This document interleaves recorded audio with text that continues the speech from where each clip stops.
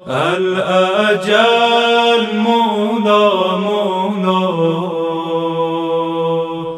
ہیں سب قائل کہ ایک دن قصور ہوگا، ضرور ہوگا، جہاں پذاغر امام ہوں گے ظہور ہوگا، ضرور سکوت لازم ہے۔ جی ہر جگہ ہے۔ عابد بھائی، جی کل میں حاج بغدادی کے پاس گیا تھا۔ میرے اور ان کے پرانے تعلقات ہیں۔ میں نے انہیں 2 مرتبہ سلام کیا، مخاطب ہوئے، سلام کا جواب دیا، کچھ خود بخود مسکرائے۔ عجب سا لگا۔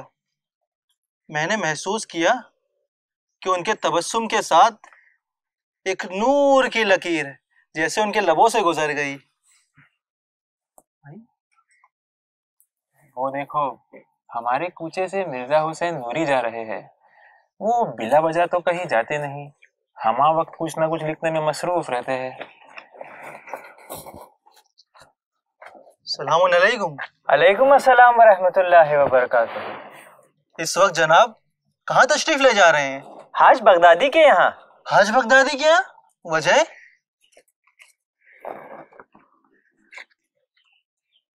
جاؤ، عابد تمہارا انتظار کر رہا ہے۔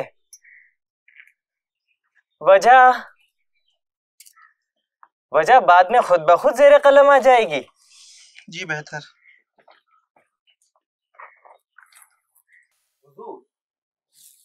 السلام علیکم ورحمۃ اللہ وبرکاتہ۔ وعلیکم السلام ورحمۃ اللہ وبرکاتہ۔ تشریف رکھیں۔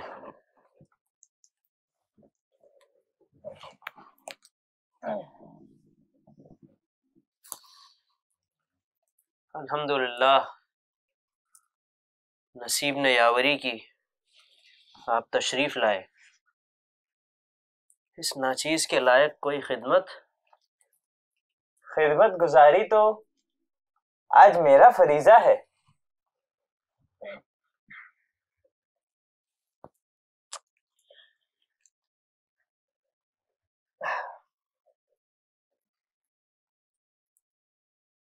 راوی معتبر ہے، جو کچھ پیش آیا بیان فرمائیں، یہ التجا ہے۔ حاجی، میں کتاب لکھ رہا ہوں، نجم الثاقب، اور میں یہ نہیں چاہتا ہوں کہ اس میں کوئی ایک چیز بھی ایسی لکھوں کہ جس میں کوئی شک کی لکیر بھی کھینچ سکے۔ لہذا جب تک پورا واقعہ نہ سن لوں اسے قلم بند کیسے کر سکتا ہوں؟ میں اس معاملے میں بڑا محتاط ہوں۔ انشاءاللہ میں کوشش کرتا ہوں۔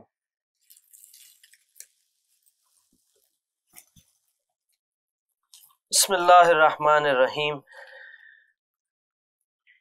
میرے پاس مال امام علیہ السلام کے 80 تومان جمع ہو گئے تھے۔ میں نے ارادہ کیا کہ نجف جا کر 20 تومان جناب علم الہدیٰ والتقیٰ شیخ مرتضیٰ مدظلہ العالی کی خدمت میں اور 20 تومان شیخ محمد حسین مجتہدی کاظمینی مدظلہ العالی کی خدمت میں اور 20 تومان جناب شیخ محمد حسن شروقی مدظلہ العالی کی خدمت میں پیش کروں۔ یعنی باقی آپ کے پاس 20 تومان بچے رہ گئے؟ جی، آخری 20 تومان کے سلسلے میں ارادہ یہ تھا کہ میں اگلے ہی دن کاظمین جا کر جناب شیخ آل یاسین مدظلہ العالی کی خدمت میں پیش کر کے سبکدوش ہو جاؤں، ورنہ دیر ہوئی تو ایک خلش باقی رہ جائے گی۔ کہ ایک فریضہ شرعی کو ادا کرنے میں بلا وجہ تاخیر کی۔ آج روز پنجشنبہ ہے، ہمارے آقا باب الحوائج کے دربار میں حاضری ہمارا دورہ ہے۔ چلو حاجی، میرا مولا مظلوم تھا، مجبور نہیں۔ آپ چاہتے تو مشرق کا کونا پکڑ کے مغرب میں اور مغرب کا کونا مشرق میں بدل دیتے۔ ہماری عاقبت کے لیے صبر کیا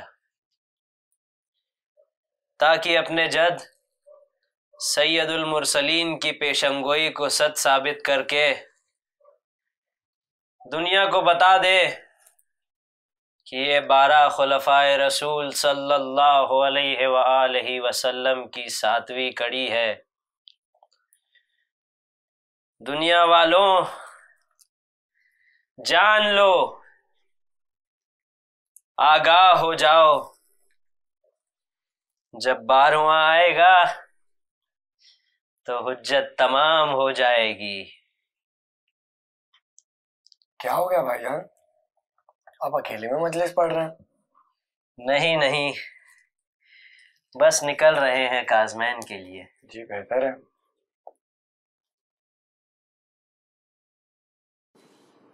السلام علیکم۔ وعلیکم السلام ورحمۃ اللہ۔ آئیے جناب۔ یہ مراج عالی قدر، یہ زعیم ملت، یہ ہمارے نائبین امام ہمارے لیے کتنی بڑی نعمت ہے۔ بے شک۔ السلام علیکم۔ علیکم السلام ورحمۃ اللہ۔ اللہ تعالیٰ نے آل محمد علیہ السلام کے صدقے میں اس کائنات کو خلق کیا۔ وہ وہی تو ہیں جنہیں خدا نے غیر مغضوب اور ولا الضالین یعنی معصوم بنایا۔ انہی کی برکت سے یہ دنیا قائم ہے۔ ہم شیعان علی علیہ السلام ان کے احکام پر سلم و تسلیمہ کے مصداق ہیں۔ وہ ہماری سکون آمیز سانسوں کے لیے ایک ٹھنڈی چھاؤں ہے۔ ہم ان کے نائبین کے حقوق پر زندگی میں ہر لمحہ نظریں رکھے ہوئے ہیں۔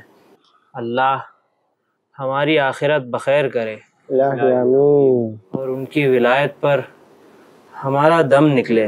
الہی آمین۔ آئیے جناب۔ السلام علیکم۔ علیکم السلام ورحمۃ اللہ وبرکاتہ۔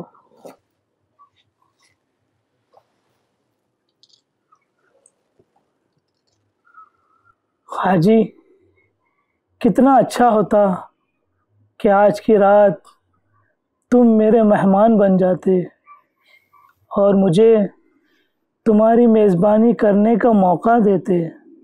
سرکار، میرے لیے اس سے بڑی اور کیا سعادت ہوگی کہ آپ جیسے متقی و پرہیزگار عالم باعمل کے ساتھ اپنا وقت گزاروں۔ لیکن کیا حاجی؟ لیکن آج شب جمعہ ہے اور آج ہی کے روز میں اپنے ملازموں کو تنخواہ تقسیم کرتا ہوں۔ اسی لیے میں نے قصد کیا تھا کہ آپ سے جانے کی اجازت طلب کرنے کے بعد نماز ظہرین حرم جوادین علیہ السلام میں ادا کروں گا اور بغداد کی طرف روانہ ہو جاؤں گا۔ اچھا حاجی، جیسا بہتر سمجھو۔ خدا حافظ۔ خدا حافظ۔ حاجی، اپنا قرض تو ادا کرو۔ ہاں بھائی ہاں، یہ ہمارا فرض بھی ہے اور آپ کا قرض بھی۔ کاش کہ میرا سماج اسے اچھی طرح سمجھ لیتا۔ خورشید امامت ظاہر ہوگا پردہ غیب سے، وہ ابر گوہر بار ہے، بوند بوند موتی ہے، لمحہ لمحہ زندگی کا کشکول ہے۔ اللہ تمہیں زیارت سے مشرف کرے۔ الہی آمین۔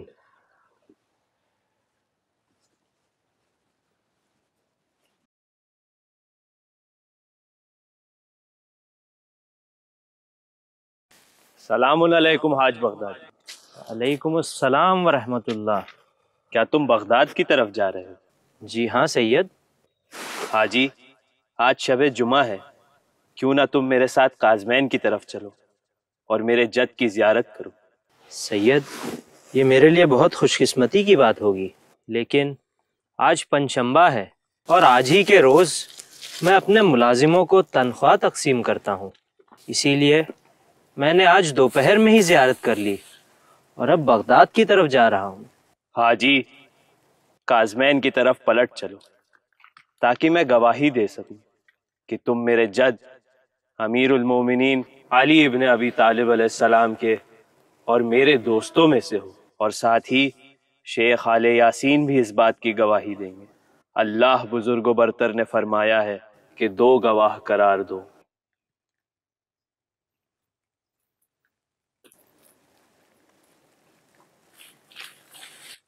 سید، آپ کیوں کر گواہی دیں گے؟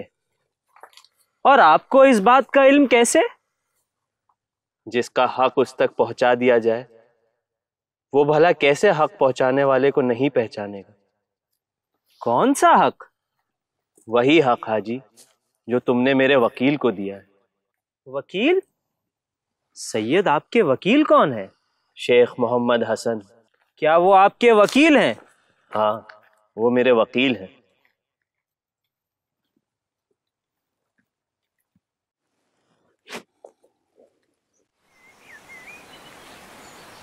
سید، یہ سب کیا ہے؟ موسم جانفزا، دریائے آب رواں، دیدہ زیب، یہ انار کے درخت پھلوں سے بھرے ہوئے،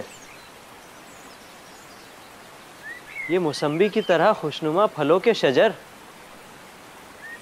ایسا لگتا ہے کہ کوئی خطہ یا ٹکڑا بہشت سے زمین پر آ گیا ہو۔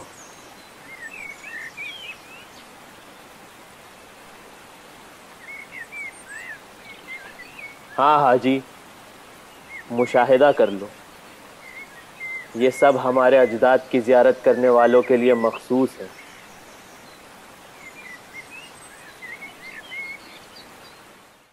سید، میرے ذہن میں چند سوالات ہیں، اگر اجازت دیں تو دریافت کروں؟ اجازت ہے۔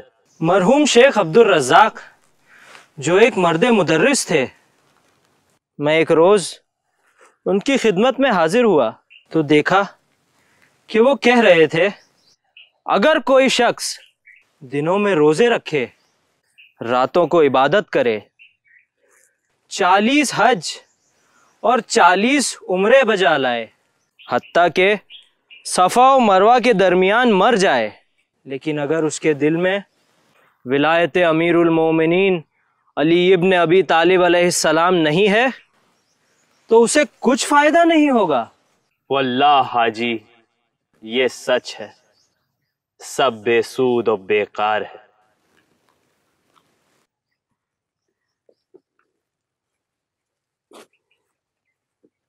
سید، میرا اگلا سوال یہ ہے کہ میرے ایک رشتہ دار ہیں، کیا وہ امیر المومنین علیہ السلام کے دوست ہیں؟ ہاں، وہ اور جو بھی تم سے تعلق رکھتے ہیں وہ سب۔ سید، ایک اہم سوال یہ ہے کہ ذاکرین سلیمان اعمش کے متعلق فرماتے ہیں کہ انہوں نے ایک روز خواب میں دیکھا کہ آسمان سے ایک ہودج نما سواری زمین کی طرف آئی، اعلان تھا کہ اس میں جناب خاتون جنت سلام اللہ علیہا اور ان کی والدہ جناب خدیجۃ الکبریٰ سلام اللہ علیہا ہیں۔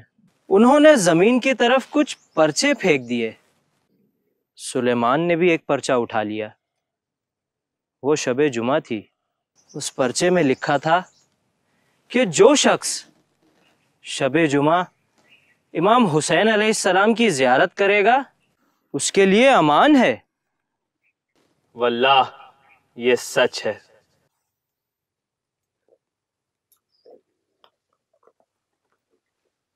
سید، کیا یہ سچ ہے کہ جو شخص امام رضا علیہ السلام کے دسترخوان کی روٹی کھاتا ہے، ہمارے امام اس کی قبر میں آتے ہیں اور منکر نکیر سے اسے بچا لیتے ہیں؟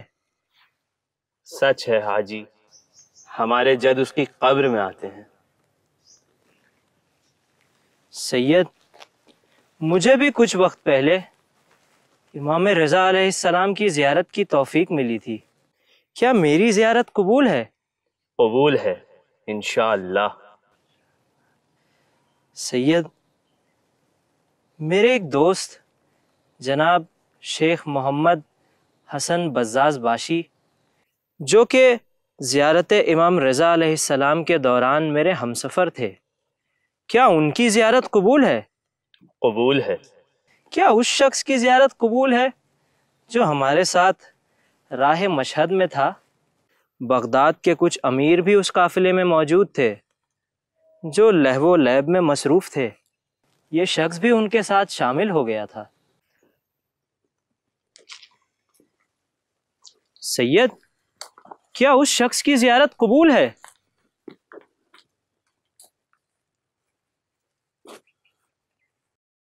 تازے پھل لے لو، تازے پھل، تازے پھل۔ حاج بغدادی، آؤ میرے اس جد کی زیارت کریں جس نے اپنے خون سے شیعت کو سینچا ہے۔ وہ ایک مینارہ نور ہے، اللہ سبحانہ و تعالیٰ کی نعمتیں ان پر نازل ہوتی ہیں، انہیں دیکھ کر مسافر ایمان کی صراط مستقیم پر چلتے ہیں۔ جو انہیں مانتا ہے وہ غیر مغضوب ہے، جو ان کے راستے پر چلتا ہے وہ وللضالین کا مصداق ہے۔ آپ کی زبان سے سننے کے بعد ایسا لگتا ہے ہم بھی اپنے امام علیہ السلام کے ساتھ چلے جاتے زندان میں تو کتنا اچھا ہوتا۔ حاجی، یہ تمہاری محبت کا ایک بہت بڑا ثبوت ہے، اور میں تمہاری میرے جد کے ساتھ محبت کی شہادت دیتا ہوں۔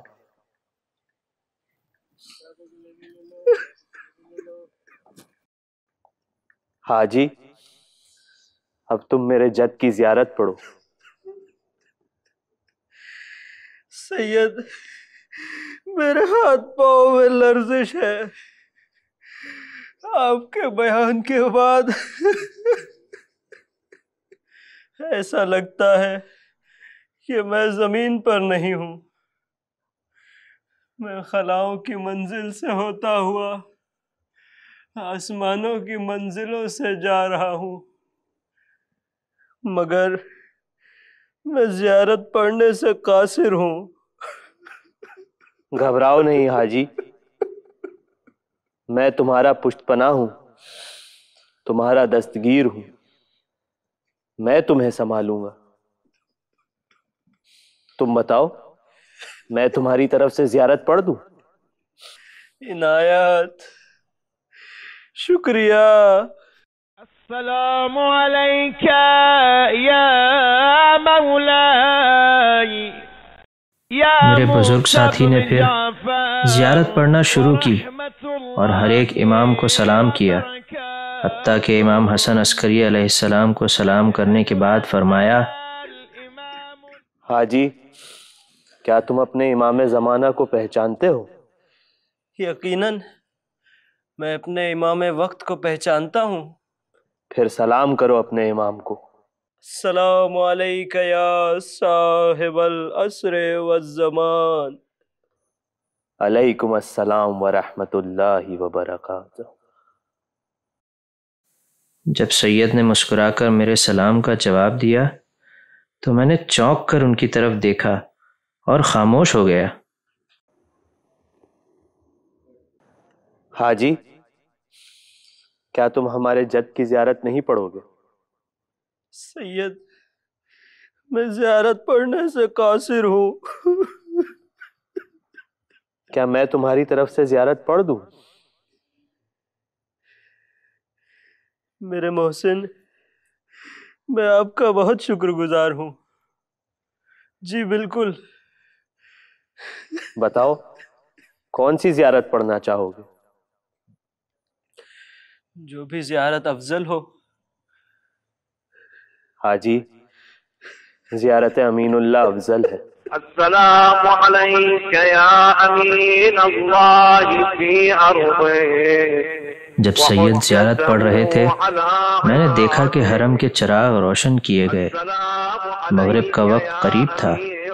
یہ عام بات تھی کہ روشنی کی جائے، مگر اس دن حرم کی تمام روشنی کے مقابلے سید کا نور ایسے چمک رہا تھا جیسے آفتاب کے سامنے دوسرے ستارے۔ میں اسی سوچ میں کھو گیا، اور زیارت امین اللہ مکمل کرنے کے بعد سید مجھ سے مخاطب ہوئے۔ حاجی، آج شب جمعہ ہے، کیا تم میرے جد امام حسین علیہ السلام کی زیارت نہیں پڑھو گے؟ جی آپ بہتر جانتے ہیں۔ السلام علیک یا وارث آدم صفوة۔ سید کے دہن مبارک سے زیارت وارثہ کے جملوں نے مجھ پر ایسی کیفیت طاری کی کہ مانو میں کربلا کے میدان میں شہدائے کربلا علیہ السلام کے ہمراہ موجود ہوں۔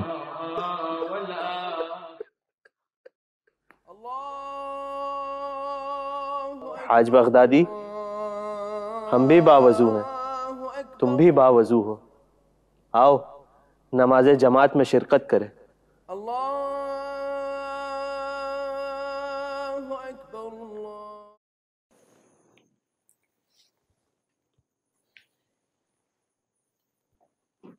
یہ کیا ماجرا ہے؟ یہ بزرگ سید بجائے نماز جماعت میں شامل ہونے کے امام جماعت کے آگے کیوں چلے گئے ہیں؟ اور پہلی صف میں بیٹھا کوئی شخص ان سے کچھ کہہ بھی نہیں رہا ہے، یہاں تک کہ خود امام جماعت بھی ان سے کچھ نہیں کہہ رہے ہیں۔ اللہ اکبر۔ بسم اللہ الرحمن الرحیم۔ الحمد للہ رب العالمین الرحمن الرحیم سبحان ربی العلی وبحمدہ۔ السلام علیکم ورحمۃ اللہ وبرکاتہ۔ اللہ اکبر، اللہ اکبر، اللہ اکبر۔ اللہم صل علی محمد وآل محمد وعجل فرجہم۔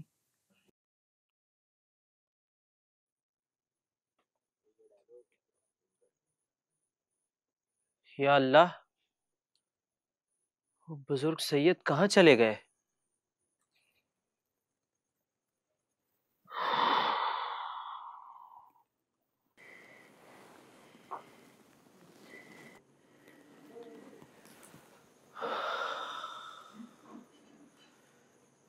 ایسا محسوس ہوتا ہے جیسے میں کسی خواب سے بیدار ہوا ہوں۔ حاج بغدادی، اپنے دل کو سنبھالو۔ جس کی زیارت پڑھنے پر زیارت کے لفظوں میں اتنی تاثیر ہو کہ تم خود کو عصر عاشور کربلا میں پاؤ، تو اس کی عالمگیر ذات کیسی اور کون سی ہوگی؟ تمہاری قسمت کا ستارہ فراز آسمانی پر تھا۔ برداشت کرو اور اپنے قلب کو قابو میں رکھو۔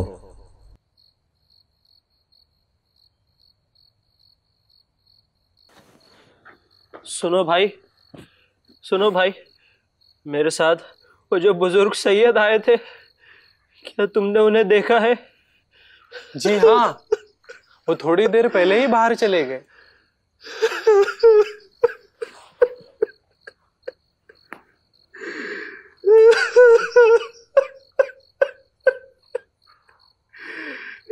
اللہ میں ان سے کیسے غافل ہو گیا. آپ اس طرح سے کیوں رو رہے ہیں؟ کیا وہ آپ کے دوست تھے؟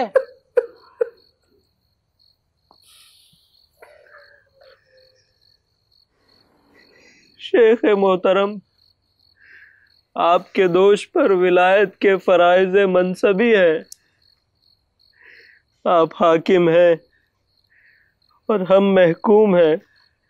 جو کچھ گزرا سارا ماجرا آپ کی خدمت میں عرض کر دیا ہے. اس واقعے کے منظر میں اب تک صرف میں،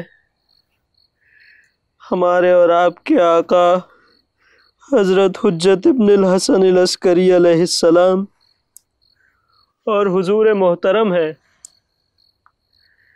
کسی ہمساز سے بیان کرنے کے لیے ایک حمق پیدا ہوتی ہے، لیکن آپ کے حکم کی اتباع لازم ہے. سکوت لازم ہے. آپ میرے بزرگ ہیں، حتیٰ کہ اس دور غیبت میں امام وقت علیہ السلام کے نائب ہیں. انشاءاللہ میں بالکل آپ کی تجویز پر عمل کروں گا.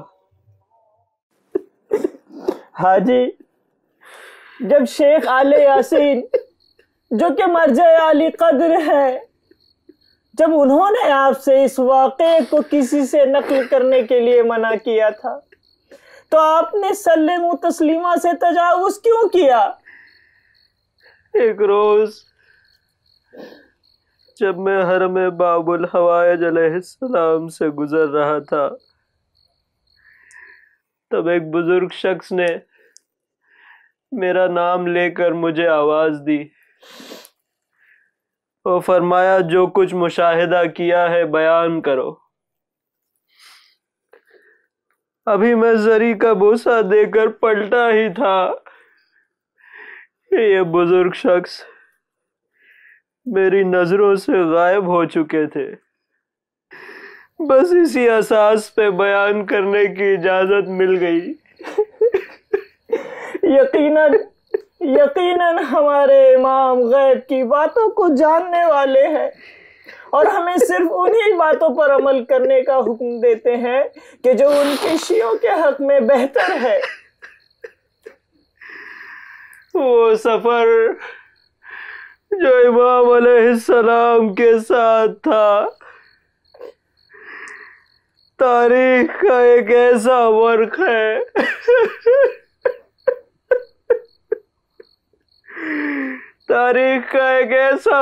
ہے جو صوفہ عینی کا مظہر ہے. وہی امام کی خوشبو،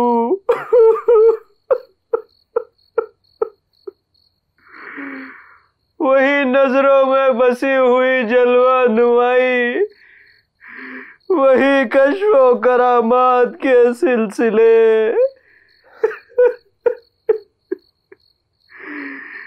پھر ہم کیوں نا امید ہو؟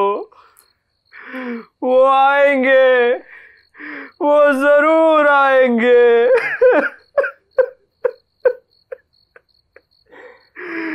وقت نزاع ہر سانس امام علیہ السلام کی برکت سے بہاروں کا پیغام لے کر آ رہی ہے.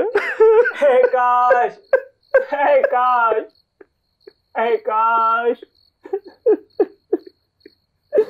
حاجی، آپ جیسے امام کے چاہنے والوں کی تعداد اگر ایک کثرت سے پیدا ہو جائے تو بالیقین ہمارے امام کے ظہور میں تعجیل ہوگی. الہی آمین.